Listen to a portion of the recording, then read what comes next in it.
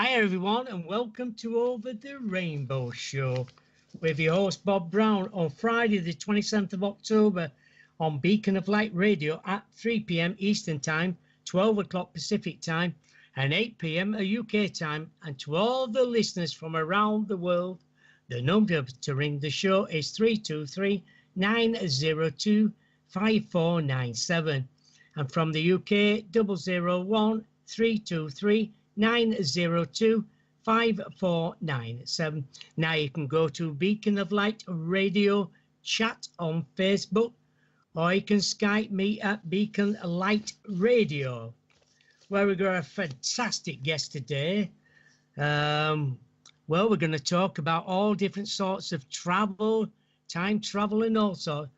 John's retired from the Air Force and entered private life to make the public aware of the environmental issues the world faces and force of the issues of disclosure with the government. John is the author of numerous articles on politics, threats to the United States and the environment, author of Authorized Chronicles of John Titor II and Continued Chronicles of John Titor II.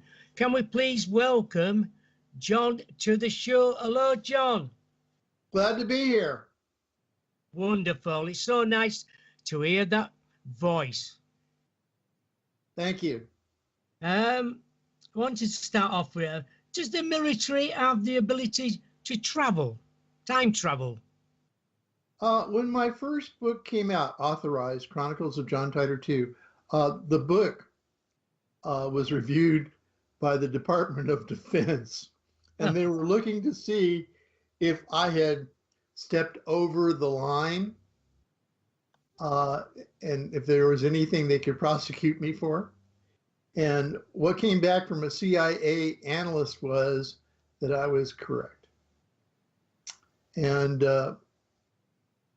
everything there is just the way it is. And they did say that they have about 60 agents that they use to travel in time.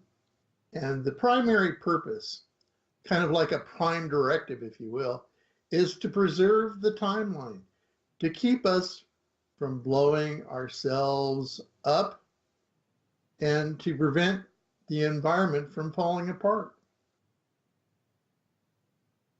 Well, yeah, I suppose it's true in some respects to find out what's going to happen in the future and see if they can mend it or know about things.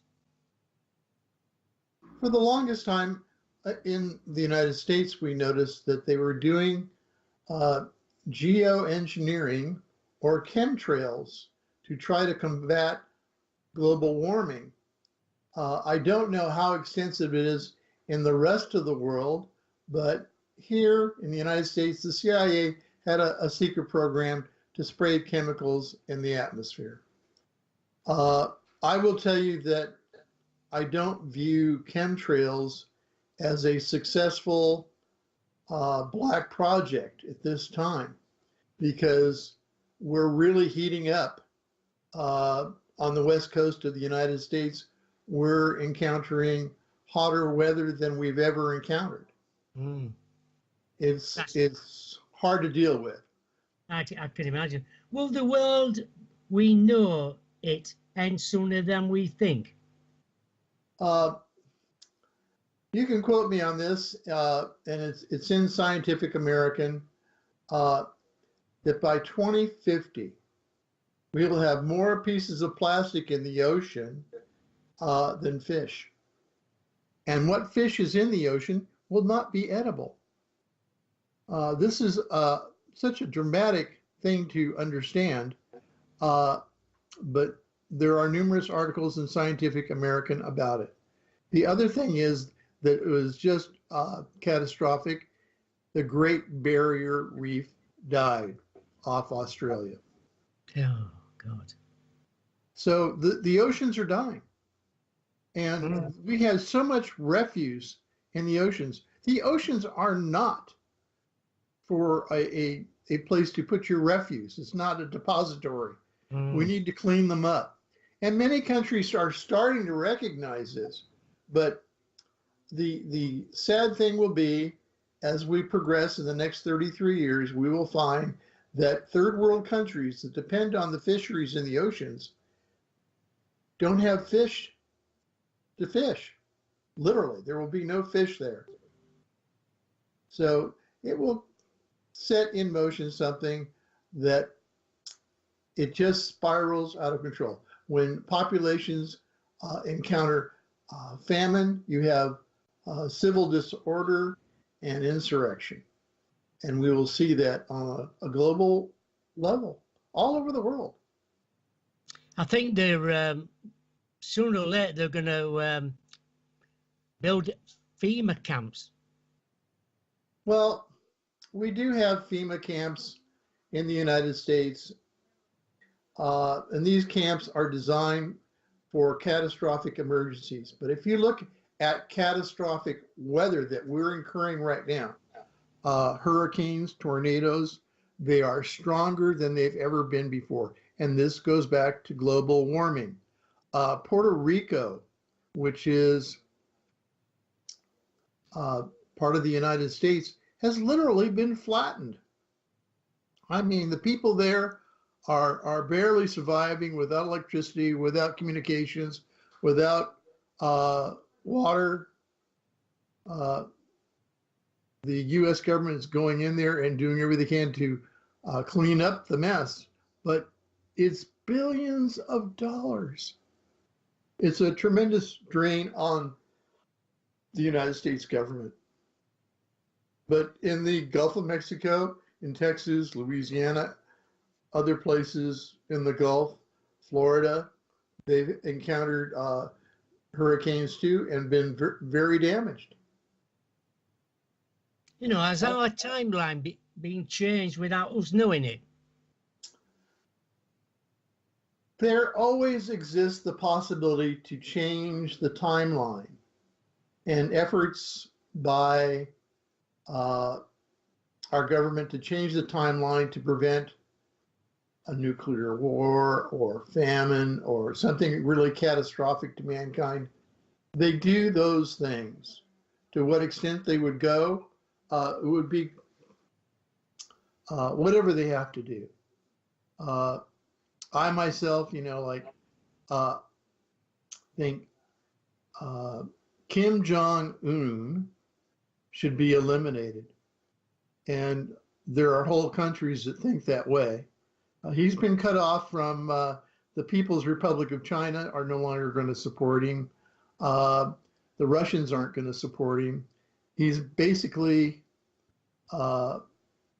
just relying on a few third world countries for resources right now. But Kim Jong-un basically knows that South Korea has vowed to get him. The Japanese have vowed to get this man. So. Is the at least one of our world Earth colonies in existence? There are two.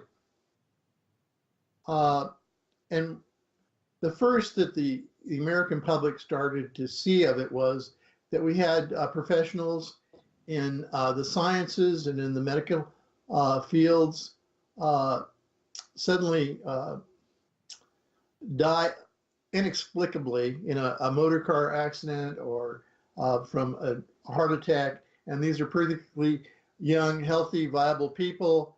And they use the cover story of an untimely demise, and then they get shipped off to an off-world colony.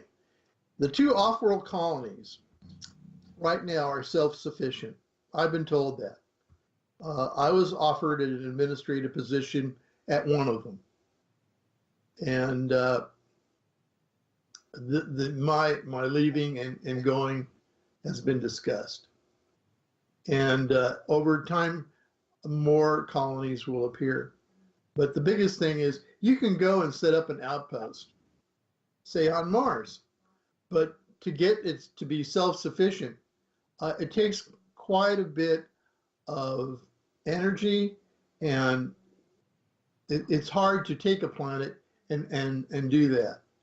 In the case of Mars, there are already extraterrestrials on Mars. And I've had this discussion with Elon Musk, and I've explained to him, I said, Mars is not uninhabited, and there was a civilization there. It was, I would say, 90% lost because of a thermonuclear war, hydrogen bombs going off all over the planet. And on planet Earth, we have had nuclear bombs go off in our past. We know that the Mohenjo-Daro, I believe what is Pakistan now, had a sizable detonation in our ancient history, and in Libya also. Those are two that we basically are very sure of, but I'm sure that there is many, many more, but the remnants of the radioactive background is pretty much gone by now.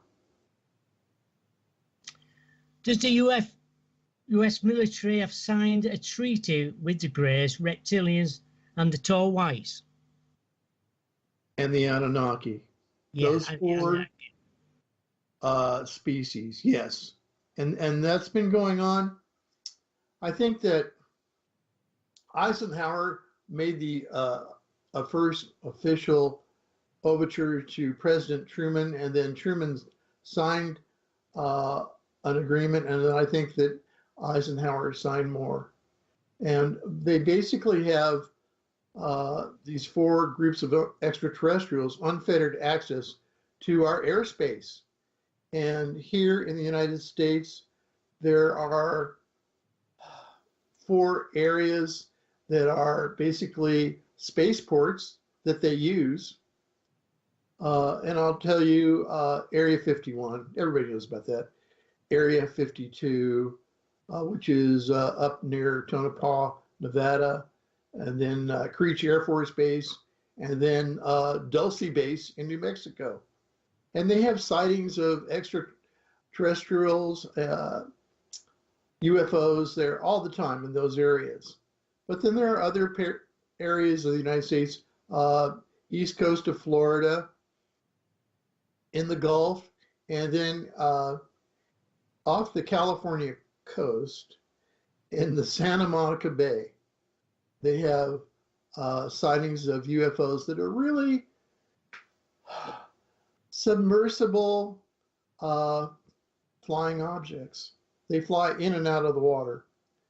And one of the first demonstrations that Eisenhower saw on a aircraft carrier, what was the USS Roosevelt at the time, was that UFOs had the ability to dive into the water and then stay under for a long time and then come back out again.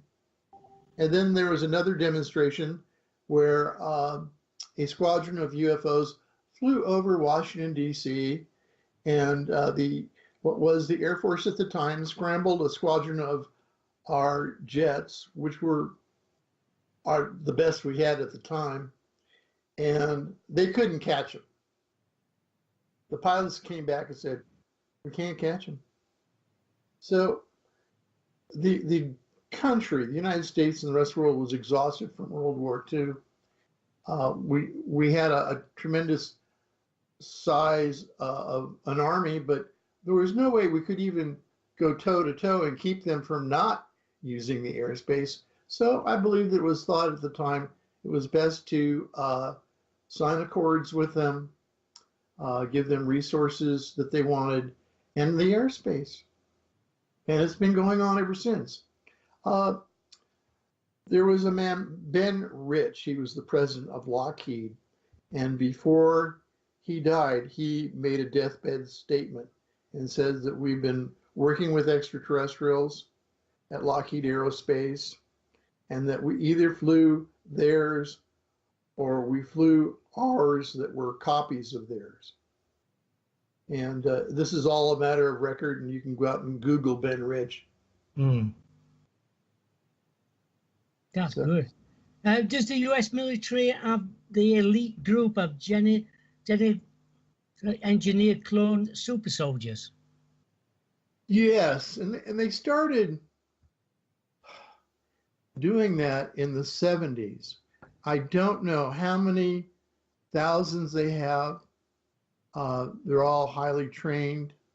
They're able to do martial arts. They receive flight training. They receive uh, training on the current technology. I was one of the first. I'm the only one that I know that reached retirement age. Many were lost. They were deemed as expendable in the very beginning, and so they were treated as such. And I've just, when I got to retirement age, I didn't know what was going to happen. And I was fearful that I would be retired unceremoniously. And they actually did let me off the reservation. And when I first went off the reservation, uh, I was not able to use the name that they had given me. I had to live under basically what would be a name that they had set up for me to live under. And so that's what I did. But what happened was when I retired from the military in 2036, uh, I had a friend who was an extraterrestrial, and I asked him a favor. And the favor was I wanted to slip away from the eye of the military and go back in time and go back to a point where I had someone that I knew and that I cared about, and I wanted to go back in time and be with them. And so I was allowed to do that, and they afforded me that opportunity. Uh, Time travel is not that tough a thing. What it takes, uh, minimally, a TR3B could get you there. Uh, and I talk about it on my Facebook page, uh, John.Titor.79025. I have some postings here. The Department of Defense actually patented the airframe design for the TR-3B. It's not fantasy. It's real, and they patented it. It's something that can go faster than the speed of light. Civilizations that reach the ability to go to the speed of light, it's not a big thing. Uh, but I would say that we need to assess where our civilization is. And we are on the Kardashev scale, a level 0. That's the bottom of the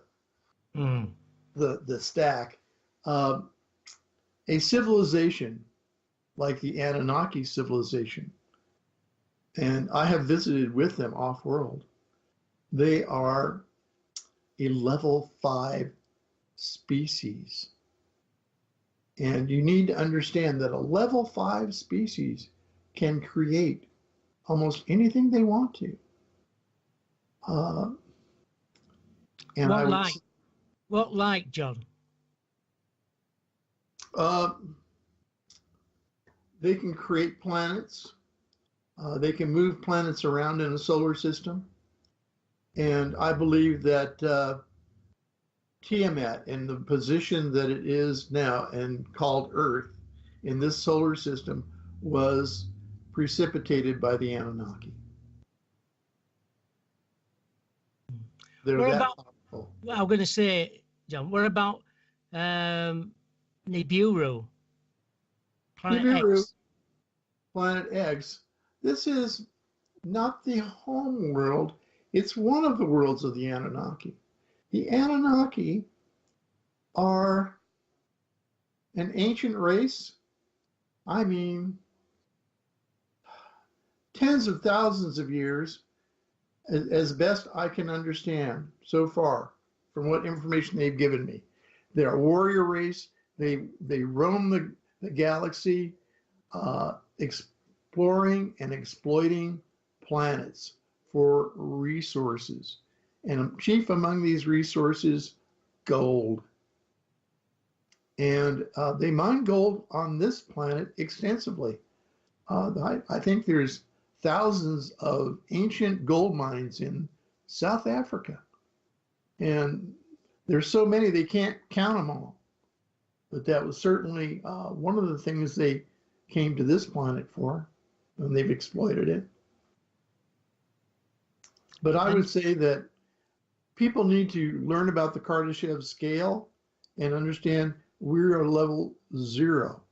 And I would say that we had at one time on this planet a more sophisticated civilization with a power grid based on pyramids. We have pyramids all over the planet in various states of decay, but the biggest of the pyramids that I know of is in Bosnia, and they've dated a C14 date on vegetable material between stones at that pyramid to 36,000 years ago, which is older than the Giza pyramid.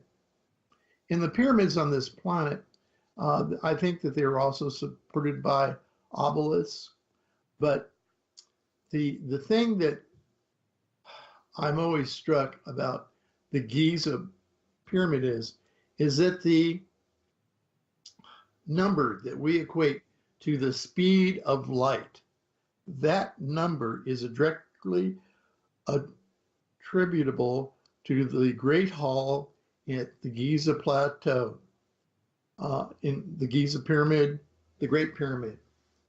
It's the same number. So they were leaving us a message. The Egyptians didn't build the pyramids.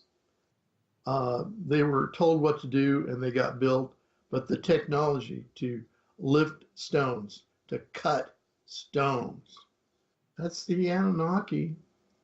The stones at Baalbek and other places around the world, those stones are so heavy that they can't be lifted today, which leads me back to my previous statement that there was a more sophisticated, technically adept civilization here on our planet. But there was a war, and the war was among the Anunnaki themselves, between Enlil and Enki and Yahweh Elohim. That war was devastating to the entire planet. I can imagine so as well. We'll just take a quick break, and we'll be back in a minute. We're talking about time travel and all different sorts of things with the government and about the future. Divine Enlightenment with Susan Gratz is a show that offers inspiration, guidance, empowering messages, and insight on creating a better life path for you by using divine intervention. With years of experience from her own personal life experiences, combined with the divine guidance, knowledge, and research, she will help guide you on your own life path. Tune in on Wednesdays at 4 p.m. Pacific, 7 p.m. Eastern on Beacon of Light Radio. You're up for a treat, embarking on a journey of love and abundance. Tune in to Universal Treats with intuitive coach and healer Thomas Johansson. Open your mind and heart to reconnect with your divine self and natural birthright. Tuesdays at 11 a.m. Pacific, 2 p.m. Eastern, and 8 p.m. Scandinavian Time. Only on Beacon of Light Radio. Beacon of Light Radio, its hosts, employees, advertisers, and affiliates are not responsible for actions taken by listeners before, during, after, or as a result of listening to broadcasts. All content is strictly for entertainment, educational, or advertising purposes and should not be used to make life decisions or as a substitute for medical, psychiatric, or legal advice or care. The opinions of the host and advertisers are not necessarily the opinions or stance of the station. Listeners agree by hearing or reading this disclaimer to listen at their own risk, be 18 years of age, or have the permission to listen and or call in from a legal guardian, and agree to hold Beacon of Light Radio faultless from any and all repercussions of listening or participating in a broadcast.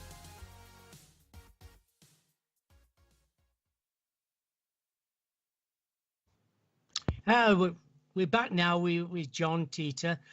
We've been talking about time travel with John. Can you just explain a bit more about time travel? Time travel, it can occur a few different ways. Michio Kaku, a renowned scientist here in the United States that's on the payroll of the Department of Defense, naturally, he wrote a white paper, and I saw the white paper probably 10 years ago. And the white paper said, how to build a stationary time machine. And I read it.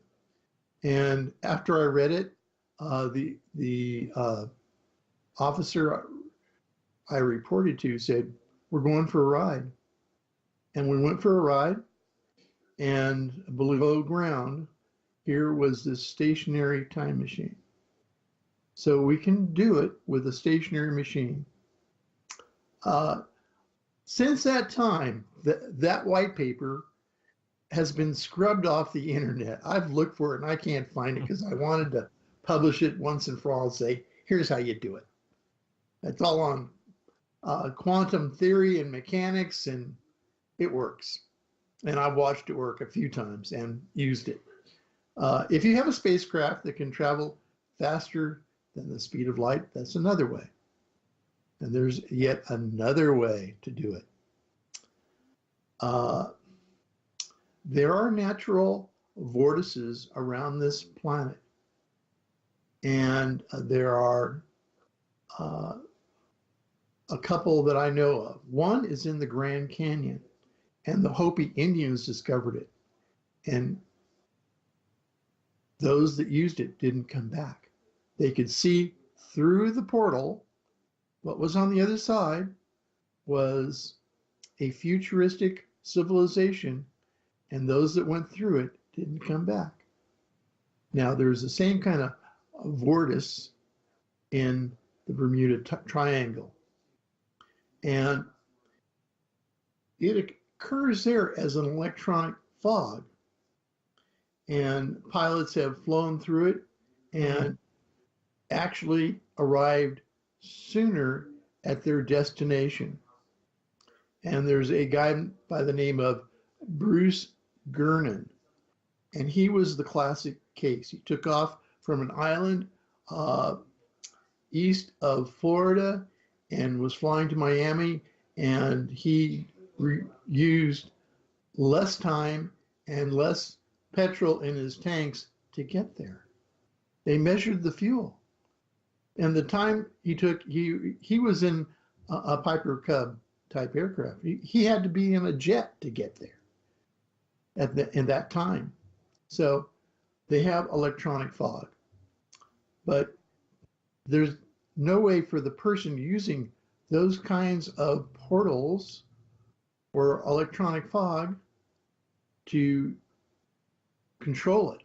You are not in control. You are at the mercy of the event. And I don't recommend that for anyone, unless you want to escape this life and go on to another. There's a big risk. Yeah, I can imagine. Susan's in the chat room. She says, what does the planet look like in the future? Well, one of the things that we'll be dealing with is the ice at Antarctica and the ice at North Pole and the Labrador ice sheet are going to totally dissipate. And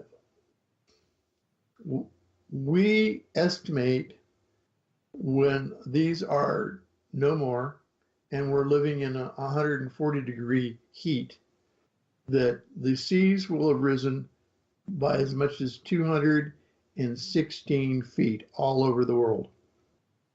Now, if you look at what used to be the Seychelles Islands in the Indian Ocean, they used to be above water, and now they're below water. And there's islands in the Pacific that are disappearing. So water level is rising in the oceans. Your beachfront property of today may be gone tomorrow. In my latest book, Continued, Chronicles of John Titor II, I discuss that in detail. And large parts of Florida and the East Coast and the West Coast and the Gulf gone. And you will encounter the same thing in the UK. Mm. Just take a look at what you have on your coast now and figure in the next 15 years, if the oceans rise 108 feet, what will the result be? And if they get to it, it'll be astounding. But the biggest problem is that we're going to have hotter weather. Food will become the priority. We'll have a lot of civil unrest, and crime will go up. We'll have pandemics. We'll not have the infrastructure to deal with domestic violence or the pandemics. And mankind will start to die off. We had a kind of like a little preview of this with the Ebola outbreak in West Africa. Mm. And we were able to get a handle on that. But if the medical infrastructure isn't there to treat, and we don't have the personnel, it'll just go wild. Mm. You see what I'm saying? Imagine that. If that had gone wild then, and we had not got anything to do with that, that could have gone around the world. Mm-hmm. In China, we're talking the People's Republic of China, not Formosa. They have whole days in Beijing where they tell people to stay home. The air is so unhealthful there. So what we're going to be seeing also is that people with lung disease, tuberculosis, and other things, you can't breathe the air. And we have to basically abandon the internal combustion engine. And as much as I like my muscle car, and I own one, I'm not really happy about driving it anymore because of the pollution in the air. And we have to stop cutting down forests, and we have to do reforestation. I tell this to people all the time. Cutting down trees in the Amazon, which used to supply 80% of the oxygen for this planet, is insanity. You know, here on the West Coast in California, where I live, we have forest fires that we can't put out. It gets to be greater than 100 degrees, and you can't put a fireman on the line for more than a couple hours at a time without him becoming prostrate with heat stroke. You can't fight the fires, you can't stop them once they get started, and the winds pick up. So we've lost a lot of forests here on the West Coast of the United States when we have to do reforestation. We have to take better care of the planet. Jennifer's in the chat room. She said, is this what you estimate, or is this what you saw in the future? This is what I saw in the future. And it really frightened me. And I had a crew with me. And the crew saw it. And we took air samples and water samples. And they had an internet that we could tap into at the time. And the year is 2050 that we went to. And we just did, that was an entire mission. We were tasked to go and see what the planet looked like environmentally. And my crew came back with PTSD and the knowledge that mankind was dying. And what we have is about 33 years. And every day I keep telling people, we can party on and ignore it, but it's not, like, I'm not going to be around to pay for it, but it'll be our children and their children that will pay. Mm-hmm. Yeah. And it's not going to be pleasant. And I tell people this, and you can, if you read Scientific American, they will tell you more plastic in the ocean than fish in 2050. Oh, God. Hard fact. That is hard. Is the future reserved for a select group of people? What's going to happen is, as the planet starts to die, there'll be a select few that can afford to get off the damn planet. And then, we're talking about the rich 1%. And it'll just barely be 1%. Because the off-world colonies will be stretched to the limits taking these people. Robert Bigelow Aerospace, has been designing pods to transport groups of people, large groups of people. And he's working on it with NASA. So we'll have big freighters of resources and supplies and people going to off-world colonies. One of my last missions as a commander, I surveyed a number of worlds that could support mankind as a species. And I found 2 or 3 that would work. And I made the full report, and almost as soon as I got done doing my report, I was told that I was relieved and I had to go to training, and I was getting a new mission. And it was really something to deal with at the time. Well, it was very different. So. Hello, is that? Have we got a phone call? Yes, you do. Hello. Jennifer. Can't hear you. Right. I can't hear him either. I can't. Can you hear me now? Yeah, I can hear you now, yes. Would you like to ask John a question? Yes, I would. I'm just trying to understand what you've been through and what you've experienced by listening to the show. So did you travel back to current day from the future? You lived the years into the future and then traveled back here? Yes. Okay. And you witnessed all the things that happened along the way? Yes. So does somebody take out the North Korean leader? I think that's what everybody would like to know right now.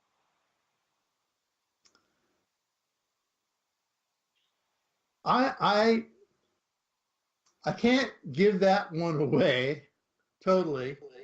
And you have to appreciate that I do know what is going to go down, and I don't want to change the timeline. I will say that the Japanese and the South Koreans have vowed to get him. Yes. Okay. Well, that's good news. Okay. I would say they've said it publicly. Donald Trump doesn't quite go that far. He says that it'll be a fury and fire like the world has never seen before. I would say this: the moment they put a real warhead on one of those little missiles and they fly it towards Guam,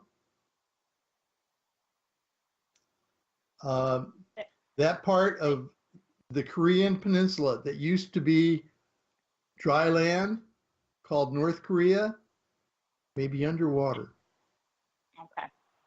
Well, that's good. I was just wondering about that. And now there's a lot of talk about impeachment of the president. And, there's some that want it, and there's quite a lot of people that do not. Did you see that something that's happening? There's no legal grounds for it. He will be in for 2 terms, and he will go down as being very abused, but beloved. Yeah, I thought so too. Yeah. He really loves the country. So now, when I'm trying to understand this whole time travel thing. So you came back here to a time when they do not have the time travel technology. No, they correct? have it now. And I was hiding, and I explained this in my most recent book. And I was living under an assumed name, and someone basically figured out how to find me. And the first thing that happened was that I had the proverbial men in black on my doorstep in suburbia. I was living happily in suburbia, and no one knew who I was. And the men in black showed up and said, "We have a problem, and we'd like you to come out to Edwards Air Force Base," which is not too far from where I live. And then I was there, and then the next thing is, "Oh, you're going to go on a transport over to Area 51." And I said, "Okay." And so I wasn't even active military. And they said, "Oh, you're active military now." And so I consulted, and what happens pretty much, you know where Palmdale is? Yeah. This happened in present day? Because I kind of get confused. Okay. So frequently they call me and they say, "Come to Palmdale, get on Janus," and I go get on Janus Airlines and fly to 51. But I go to other places too, but they ask me questions, and I know answers from the future, and they like to hear it. They said they got it down in writing, but there's always a little nuance or something I left out of a report, or there's some little technical thing they want to be sure of, especially traveling in time. I've gone back to 230 BC. At one time, that was the record going back in time, and I held the record going forward in time to 2050 AD. Okay, I just have 3 more questions. And then I'll have 100. No, then I'll leave you alone. So Bob and I know Bob pretty well. We've been inquiring with other people about the legitimacy or the actual, the men in black. Do they actually exist? Is there a organization like above the government or above the country that monitors and just kind of like the movies that keeps track of the UFO I would have to say yes. They don't necessarily wear black suits and hats, and I don't think they're like the Men in Black movie at all. But what I have to deal with from time to time is a handler, and I know that I've managed to get handlers replaced because of some of the things that I do and say. So that's about the extent of it. But the government had a firm policy for a long time in this country. And you have to understand that UFOs started appearing in the skies over the United States in numbers after 1947. And people that were responsible observers were discouraged from coming forward, or with Project Blue Book, things were watered down. And in some cases, I think they were swept under the carpet very much. The media was controlled. I think the media is still very controlled. Yeah. I would tell you that in the last 90 days, and this is the scary part of what I've done with myself. There have been 2 separate attempts on my life. And the first one, I dodged the bullet completely. And in the second one, my face was crushed and my ribs were crushed. So the bare fact that I'm here talking at all is a minor miracle. And I still have a broken bone in my face, from the cheekbone all the way over to the bridge of my nose. Right side of my face is still broken, and my ribs are coming back, but it's taking time. And I would say that I have bodyguards. I have a security system where I'm at. No one gets near me. I was going to go to a convention recently in Las Vegas, and my handler and my bodyguards and my wife, we all sat down and we said, here's what it's going to cost for me to go, and here's the level of discomfort that I'm going to be in because of my physical condition.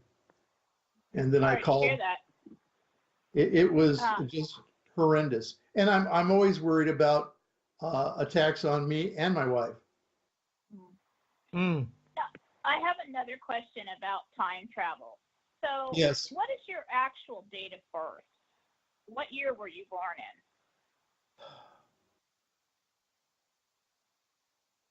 in? The point that I received consciousness and was a sentient human, thinking, breathing, capable of self-determination was, I think, 1978. This is where I get confused. So, The body continues to age while you're going backwards and forwards in time.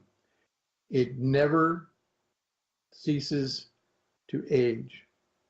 okay, so that's what my question is. If I can just hash this out for a second, because that's where I get confused when people talk about time travel. You're born in 1978, and you were in the military, and you went all the way up to 2033, and then you 36. traveled back.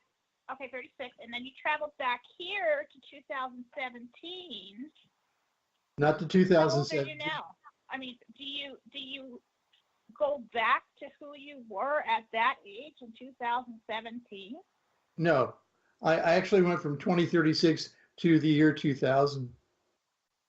Okay. So And then there are substantial. there's another one of you running around in the year 2000 that still works for the military then, right? That's where I get confused. Because Yes, if there everything's is. written in time and you already traveled through the year 2000 doing what you were doing then you decided at a later date to come back to the year 2000. Do you then become who you were then, or are there two of you now Then there's two. in the same year? Yeah, two sentient beings in the same year, time frame, space. And have I seen the other one in those circumstances? Yes. Did you have another question? Now, for me, if I were to know that, I would probably go up to myself and say, hey, listen, all right, there's a couple things you need to know. And I want you to know that was a monitored visitation. I was told what I could say and what I couldn't, because the other wanted to know. Okay, so, and then, okay, I will hang up in a minute. This is so interesting. So, do you have memory before you decided to come back in time to the year 2000? Did you then have a memory of seeing yourself when you were older and you were up in 2036? You have memory of that visitation with yourself from your first existence. See what I'm saying? Before you came back in time. That was a new experience. That was a new experience. And I have changed the timeline a few times. In my lifetime, I've changed mankind's history a few times. I would say that what happens is you change the timeline, and if you're directly involved in changing the timeline, you know. But there will be many others in your perceived reality that will just go on like nothing has changed. Okay, so the catastrophic things that you've seen in the future, could it be changed? It's all about hope. are they working to change that now? Are there people who are back here in the early years working to change that now? There are, but I would say that my biggest issue, see, and now we're going to go to the issue that I have with President Trump, is that he's not an environmentalist. But I didn't want Hillary Clinton in because I know her for what she is, and that her and Bill Clinton are responsible for not less than 14 or more outright murders of people that posed a threat to their political ambitions. I knew it.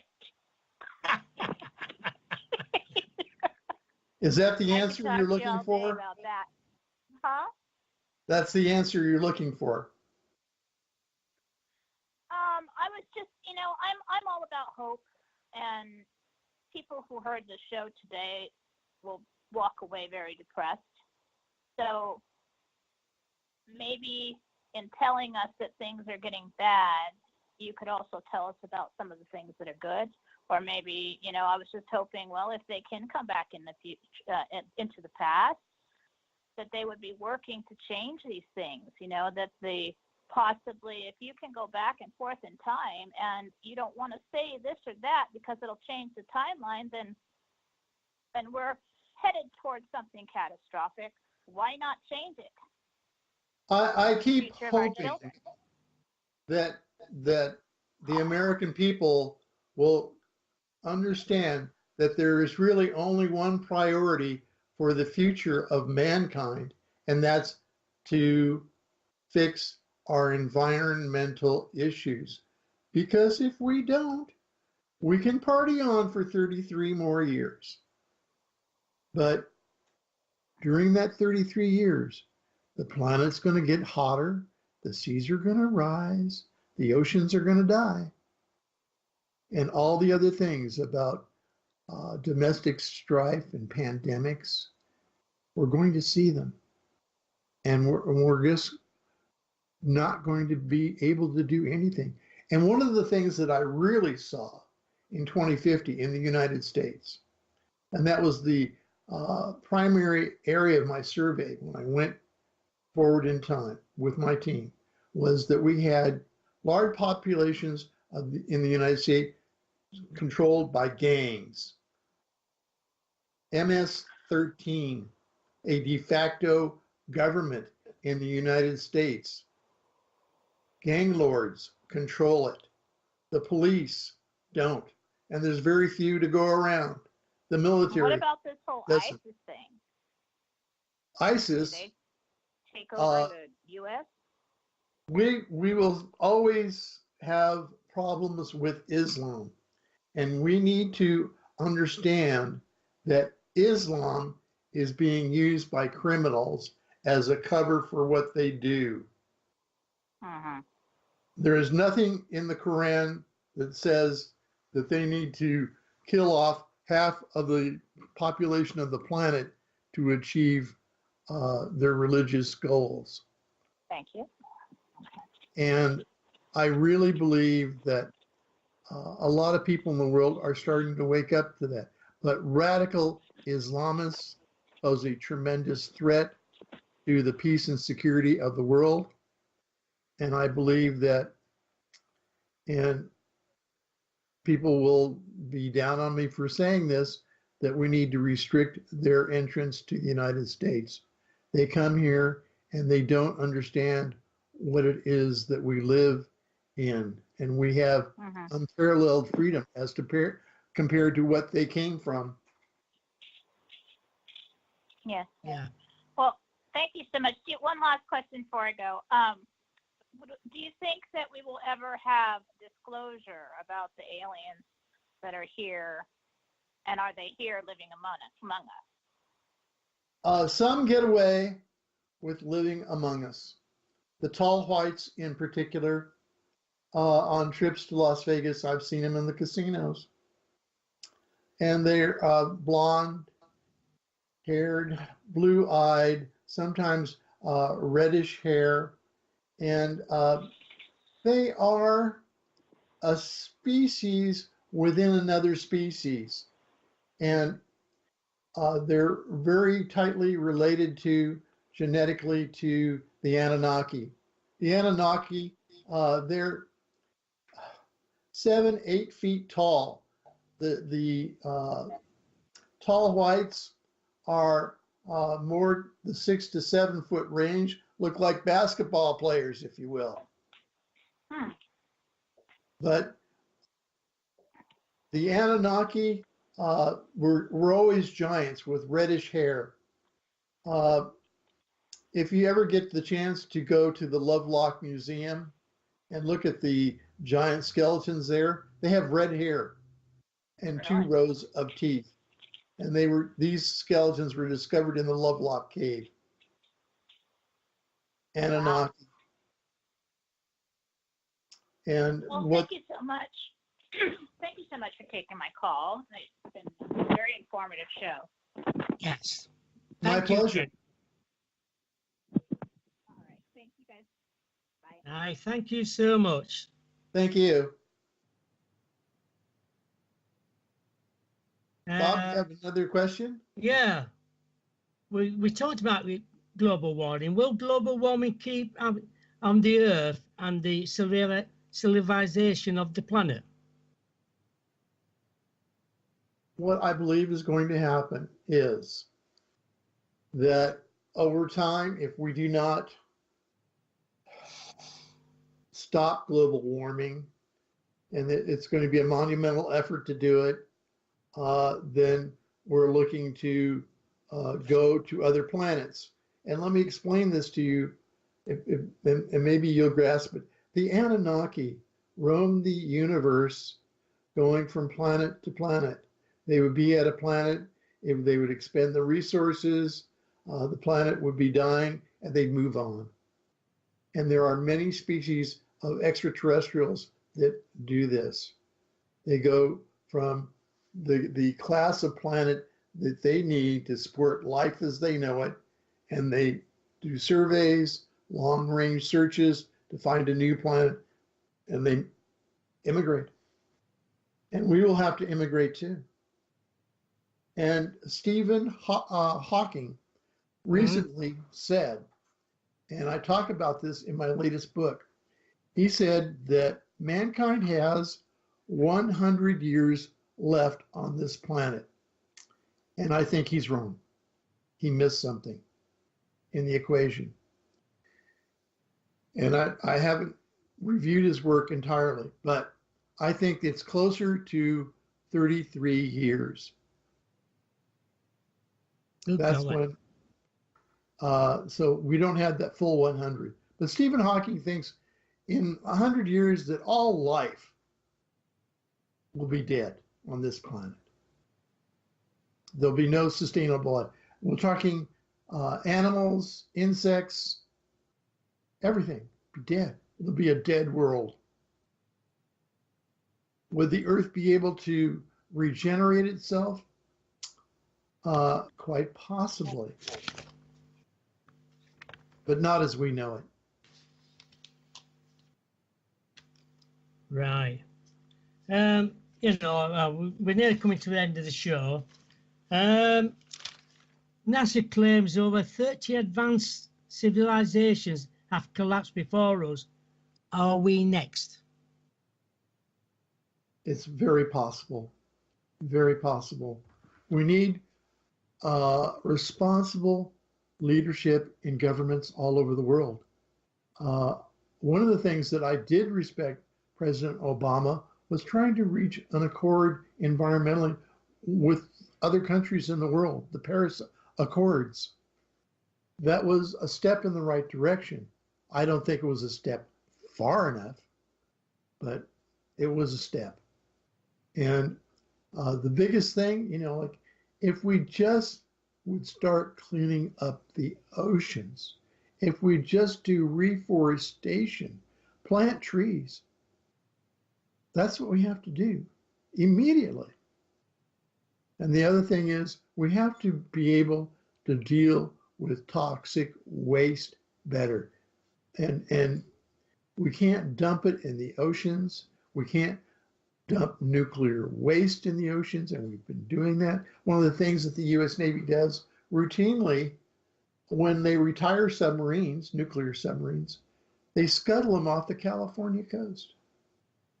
Supposedly, they clean them up to a point where they're not going to be a danger or harm the environment, but there's still radioactive material on those submarines. That's why they were retired. I know one of the questions, but a lot of people want to ask is, who's in charge of America? People say it's the president, but who is in charge? That question has been visited a few times before, but I will tell you the answer. And the Russians have asked Obama the same question, and the Iranians have said they believe it's the tall whites. And Edward Snowden said the tall whites. And the United States government has an accord with the tall whites. And the tall whites provide technology, and they consult on matters of security. The 4 agreements that the United States has and our NATO allies and some of the CETO allies is with extraterrestrials. It's a mutual defense agreement because the extraterrestrials like using this planet and like being on it. They would defend it with us, for us, against aggression from a country like North Korea. Oh, a good question. Yeah, I like that. I like that. Susan's in the chat room. She said, who will be the president in 2032? We've got 2020, 2032. So let's see. I think that Mike Pence will be after Trump. And I don't recall. I would have to double check that who it is. I don't recall.